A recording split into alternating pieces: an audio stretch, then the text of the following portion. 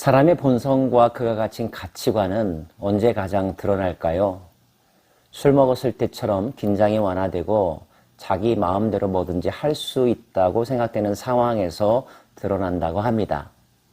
정반대의 경우도 있습니다. 가장 힘들고 최악의 상황에 몰렸을 때 그가 하는 말, 보여주는 행동을 보면 그 사람의 본성을 알 수 있다고 이야기하는데요. 여러분의 가치관과 본성은 어떠십니까?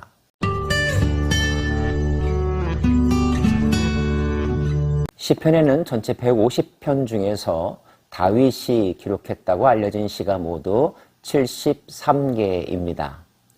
86편은 다윗의 시라고 부제가 붙어 있는데요. 이 시를 통하여서 우리는 다시 한번 다윗의 가치관, 그의 영성, 그의 본 마음을 알 수가 있습니다. 그가 가장 어려웠을 때 그의 입에서 나온 말이거든요. 여호와여, 나는 가난하고 궁핍하오니 주의 귀를 기울여 내게 응답하소서. 그는 지금 가난합니다. 궁핍합니다. 가진 것도 없고 쉴 만한 터전도 마련되어 있지 않습니다.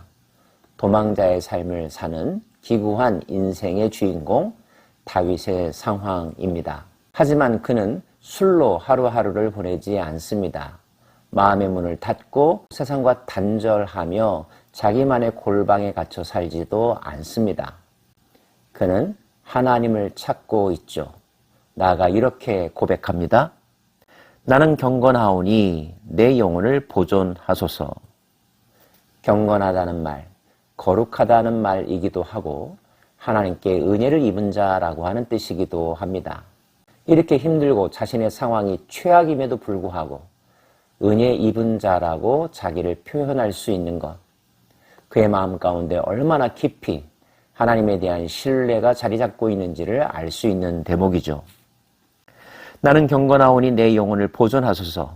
내 주 하나님이여, 주를 의지하는 종을 구원하소서. 주여 내게 은혜를 베푸소서. 내가 종일 주께 부르짖나이다.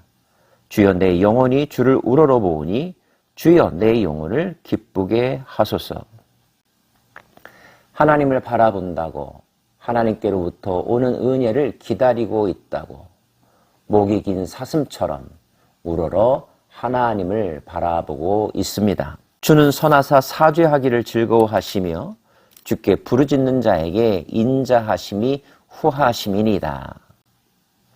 은혜를 베푸시는 분, 용서해 주시는 분, 허물을 덮어주시는 분, 약함을 강함으로 바꾸어 주시는 분, 다윗이 믿고 있는 하나님의 성품입니다. 여호와의 나의 기도에 귀를 기울이시고 내가 간구하는 소리를 들으소서. 나의 환난 날에 내가 주께 부르짖으리니 주께서 내게 응답하시리다. 아무것도 되지 않을 때 세상이 원망스러울 수 있습니다. 특정한 사람 콕 집어서 그에게 분을 내쏟아붓죠. 묵묵히 참고 기다린다든지 고난을 자기 것으로 감수한다든지 하는 모습을 찾아보기가 점점 더 어려워지는 것 같습니다. 아프다고 비명 지르고 분노하고 세를 과시하고 어떻게든지 자기들이 갖고자 했던 것들을 쟁취하려고 하는 적극적 사고방식이기도 하지만 공격적 태도를 갖는 것이 현대의 보편적인 모습이 아닐런지요. 하지만 성경의 사람들은 그렇게 힘들고 어려울 때 기도하며 하나님께 무릎을 꿇었다는 사실을 우리는 마음에 새겨야 합니다. 그리스도인들이 세상 사람들과 달리 문제를 해결하는 방식이라는 것도 기억해야 하고요. 주여, 신들 중에 주와 같은 자 없사오니 주의 행하심과 같은 일도 없나이다. 주여, 주께서 지으신 모든 민족이 와서 주의 앞에 경배하며 주의 이름의 영광을 돌리리이다. 무릇 주는 위대하사 기이한 일들을 행하시오니 주만이 하나님이시니이다.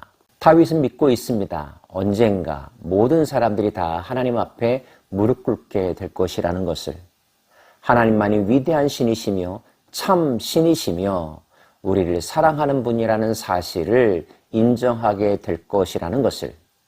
물론 지금은 아니죠. 그래서 사람들은 시끄럽고 요란하고 불평하고 하나님에게 대항하려고 하는 모습조차 보입니다. 그러나 조금만 지나면 알게 될 것이라고, 모두 다 잠잠할 것이며 하나님을 높여 부르는 그날이 오게 될 것이라고 다윗은 선언하고 있습니다. 여호와여, 주의 도를 내게 가르치소서. 내가 주의 진리에 행하오리니 일심으로 주의 이름을 경외하게 하소서. 주 나의 하나님이여, 내가 전심으로 주를 찬송하고 영원토록 주의 이름에 영광을 돌리오리니 이는 내게 향하신 주의 인자하심이 크사 내 영혼을 깊은 수월에서 건지셨음이리다.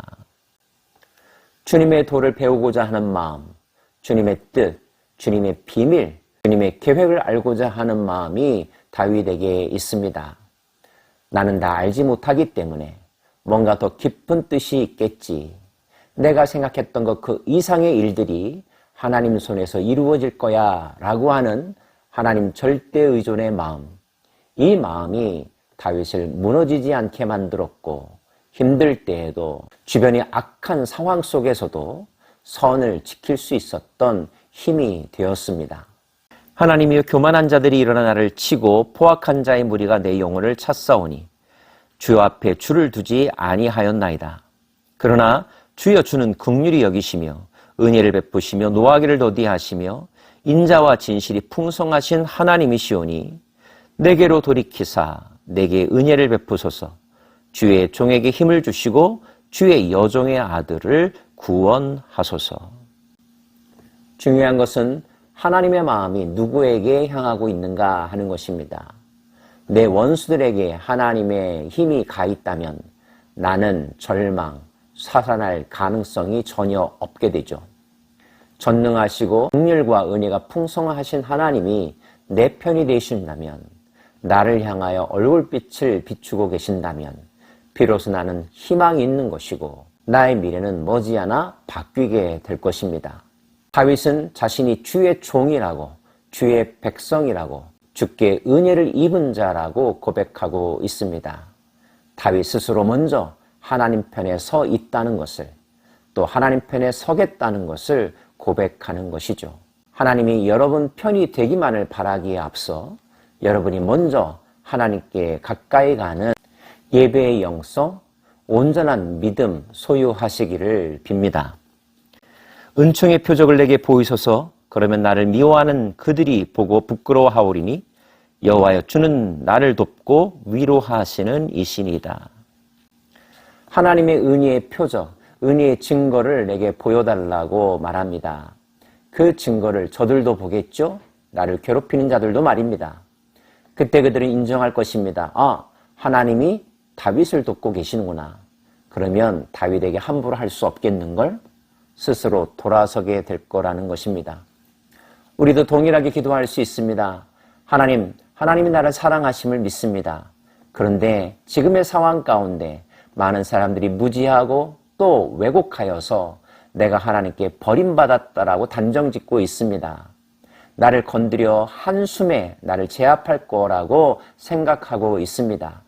그들의 생각이 바뀌어질 수 있도록 하나님 나에게 표적을 보여주십시오. 기드온이 구했던 것처럼, 이사야가 원했던 것처럼 우리도 그렇게 하나님께 구할 수 있답니다.